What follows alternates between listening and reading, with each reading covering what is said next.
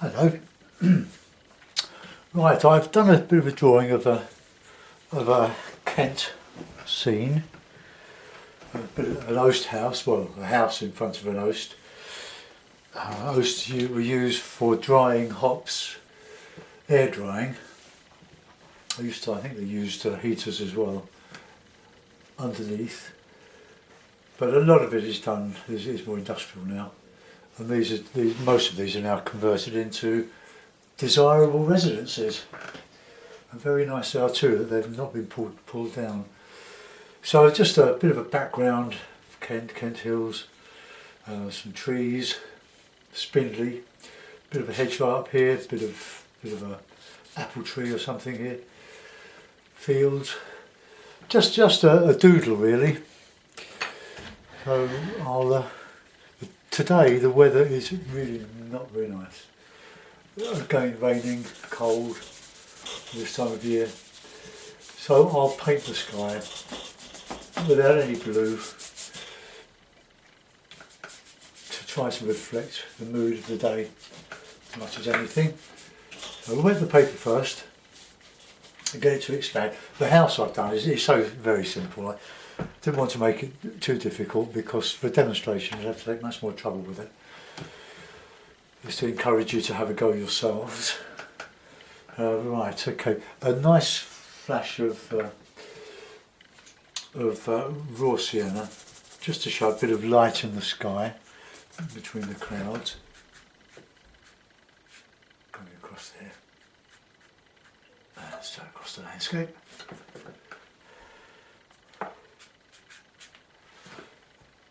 That will do for that. Now we'll put in some grey clouds.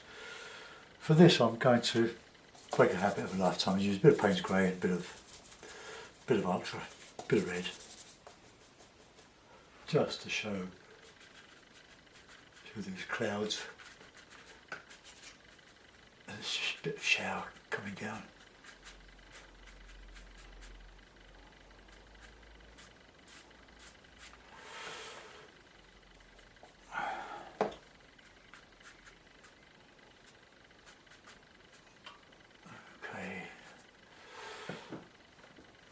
So I'm hoping that the gravity will pull the wet paint down on the paper to give some idea of, some impression of a bit of water coming down, a bit of cloud, not cloud burst, but just enough to show the rain dropping out of the clouds. So I'll do the background fairly quickly with the blue and the grey, quite light.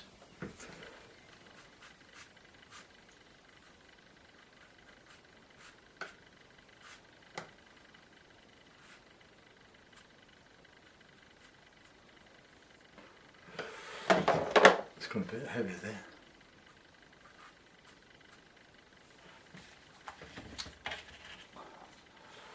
Right, that'll do. I might have to clean that out for that bit of a roof in there. Right, while that is drying, let's just take the excess water off the bottom of the sheet there. Reclip the paper. It's growing already, as you can see. A bit bouncy, so we'll reclip it. Whoops. Good stretch. Okay, that'll do. Right, while it's a bit damp, I'll put some background shrubby stuff in there. I'm using sombre sort of colours on this today.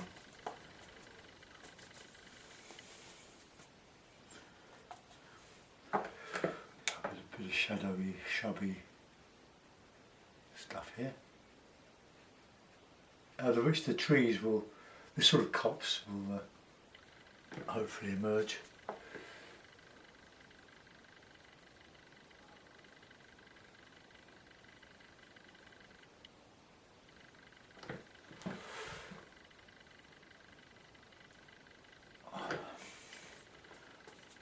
Darker in there.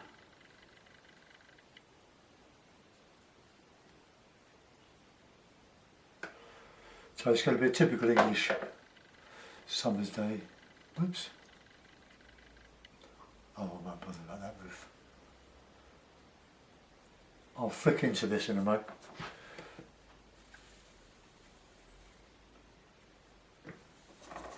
Red, just a bit of warm in there.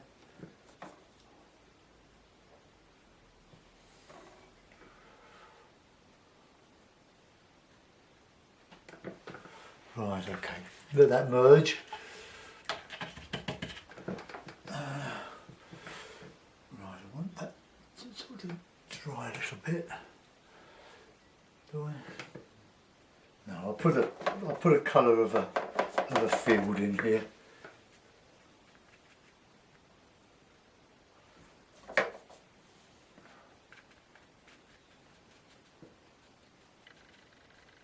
All very quick. And over that I'll put in some dark furrows.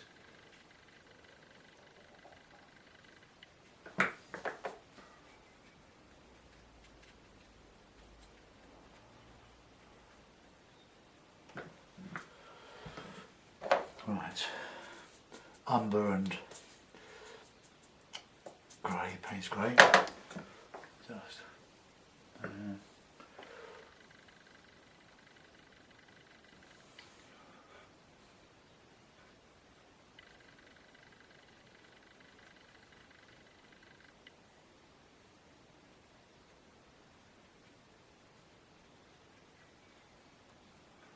Broken, hit and miss. Just a bit of a ploughed field.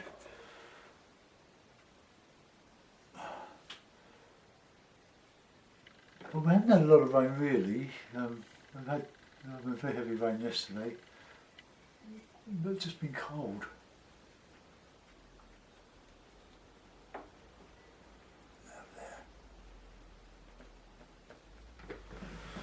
Right, okay. So we'll have fuel going that way now. Let's just flatten that a bit.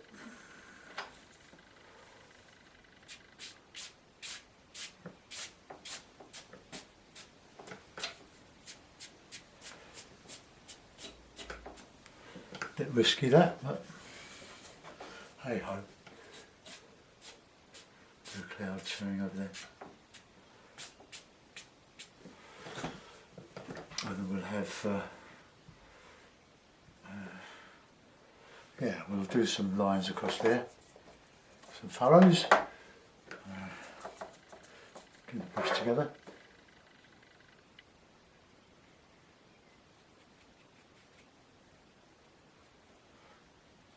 Show the lie of the landscape. Right, that's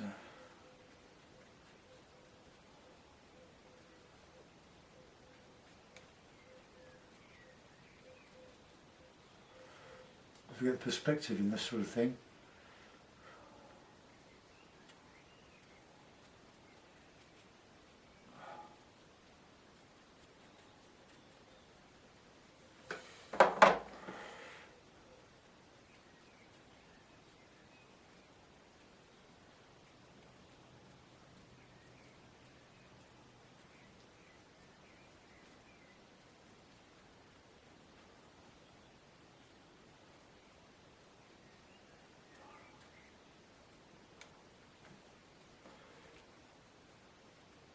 It's a wonderful brush for us doing this sort of thing. Let's get some nice dark shadows. Let's have some.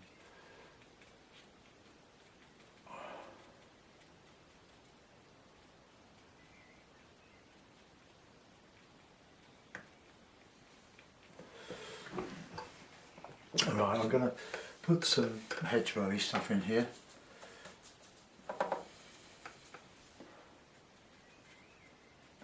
Used to be quite darker than the surrounding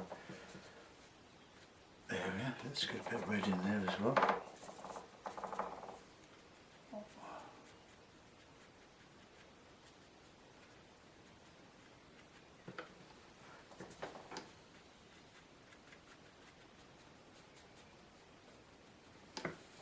I'm using a really dry brush here. That colour right across there.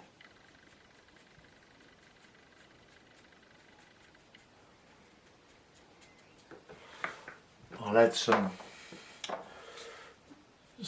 branches and twigs in there.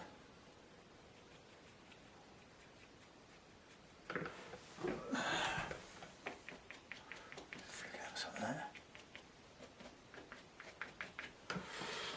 Okay. Now I'll just put a bit more texture back in that.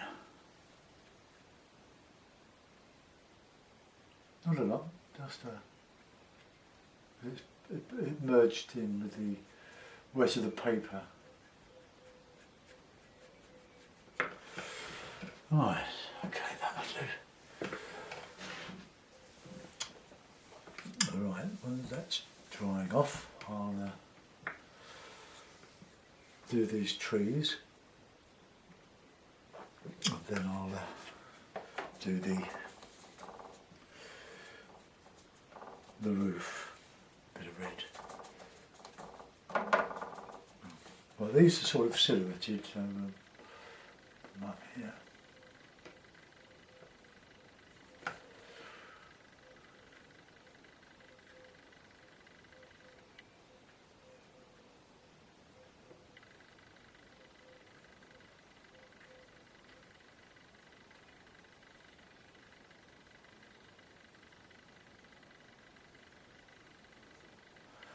It isn't much of a fantasy painting as anything else. I'm really making this up as I go along.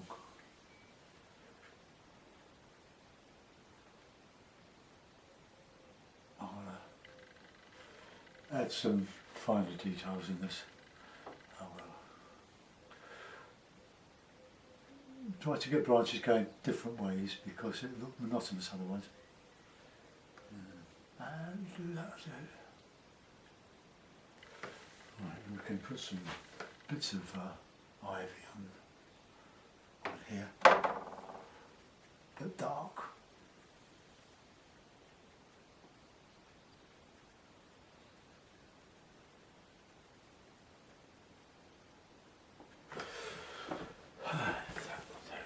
Some of those coming up in front there.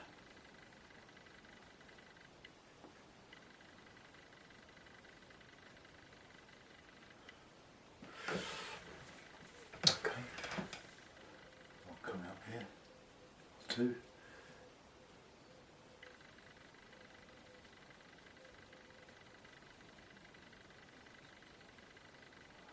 Very dry brush now. Just wanted to hit and miss. Right, okay. How's that looking on the screen? Right. One coming up from the house behind it.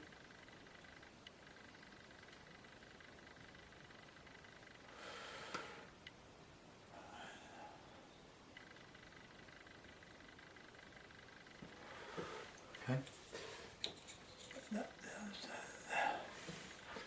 And then some up here.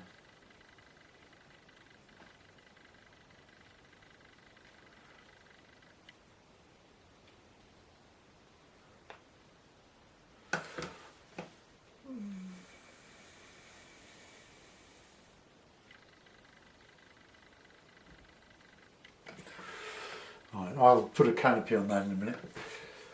I just want to anchor those into here a little bit better.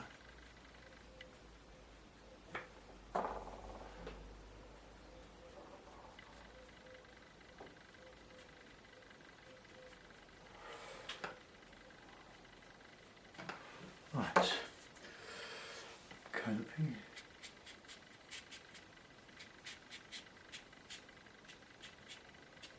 Just dry brush, so just feathering with this part of the brush. It's very dry. I don't want it to become a solid wash. I want it just to hit the paper. The paper's not that rough, so you have to work at this to get it right. Same one here, nice shape from the top.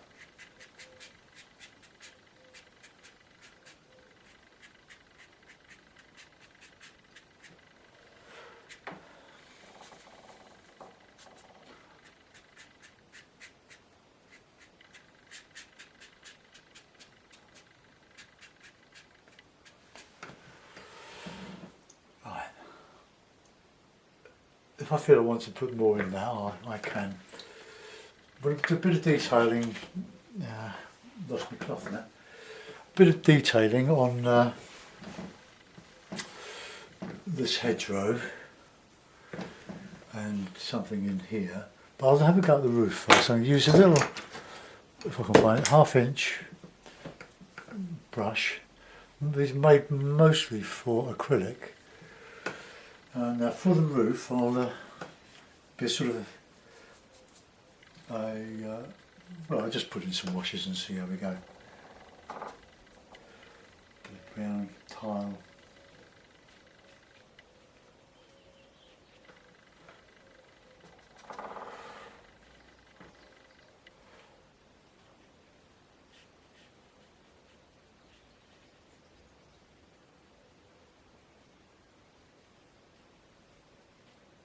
Oh, the silence is me just concentrating. The shadow under the roof. Leaves.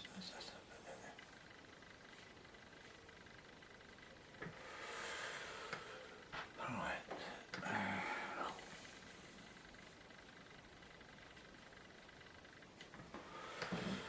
Okay, that will give the roof a bit of a. No, it's not gone far enough.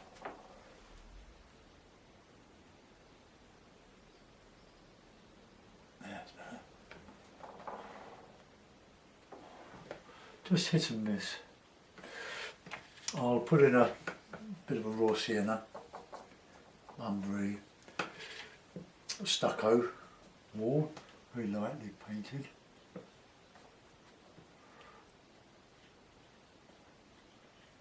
I'll put the other side in the shadow, so we'll have that a bit darker.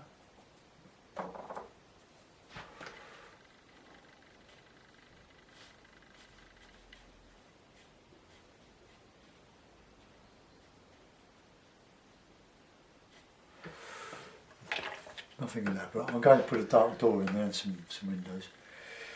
You know, brickwork, a bit of a chimney stack. A bit dark on the other side. Now, for the good little dodge, I hope I can pull it off. Using the brush, I'm going to wet the Oast house. Now, assume that the light is coming, say, from this side. I'm just going to wet it.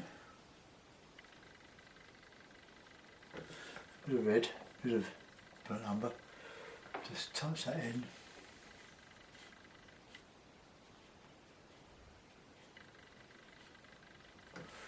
And we can go lighter as we come round.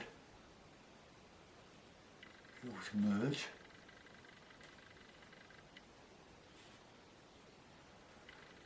So that it all blends in. A bit darker there. Some more dark in there.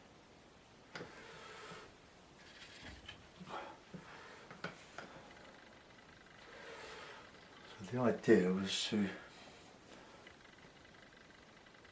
use the wet of the paper to bleed out, but I don't. No, it's not really working. To give the impression of it being round. They're not all round, some of them are square cones. Right, a bit of a door there, but warm. We'll put that in there. And a couple of windows.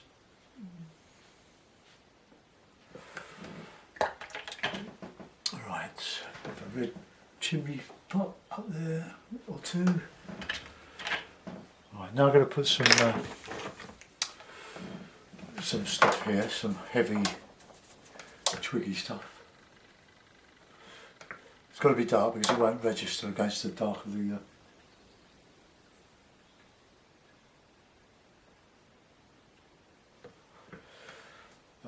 background. I've probably gone a bit too heavy with that, but never mind.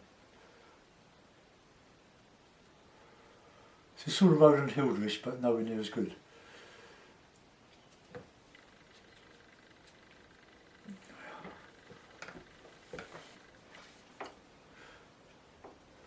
I used to know a lovely lady called Isabel Castle from Castle to Warrington Art Group. She specialised in painting Roland Hilder-esque type landscapes. And she was lovely. And sadly, she's not with us anymore.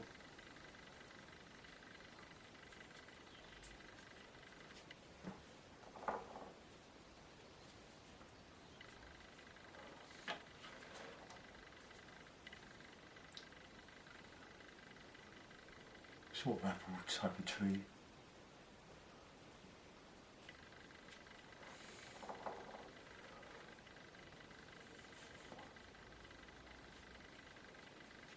Just a bit of rough, just had a bit of interest.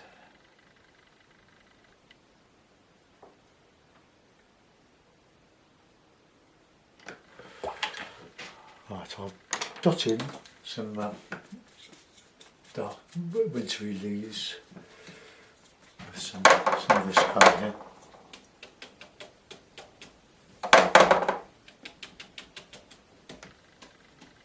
Show some around the top there.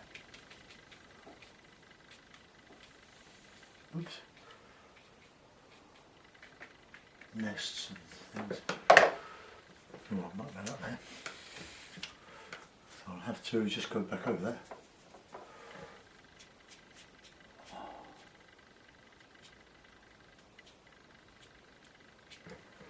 Right, okay.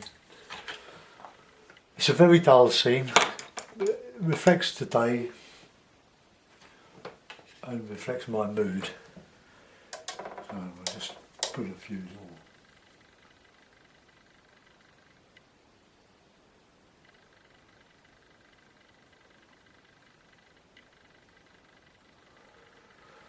I think I could have made the sky a bit redder.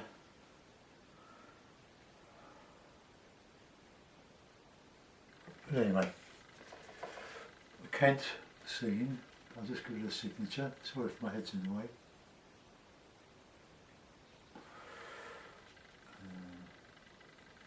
Couple of crows.